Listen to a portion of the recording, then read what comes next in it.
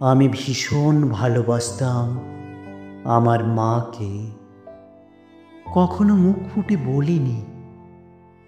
টিফিনের পয়সা বাঁচিয়ে কখনো কখনো কিনে আনতাম কমলা লেবু। শুয়ে শুয়ে মার চোখ জলে ভরে উঠত।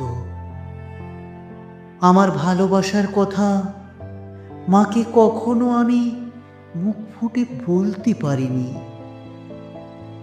হে দেশ, হে আমার জননী, কেমন করে তোমাকে আমি বলি, যে মাটিতে ভর দিয়ে আমি উঠে দাঁড়িয়েছি, আমার 2 হাতের 10 আঙ্গুলে তার স্মৃতি। আমি যা কিছু স্পর্শ করি সেখানেই তুমি, সেখানেই হে জননী তুমি। আমার হৃদয় বিনা তোমারই হাতে বাজে।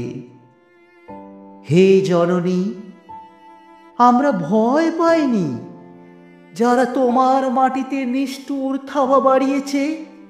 আমরা তাদের ঘাড় ধরে সীমান্ত পার করে দেব।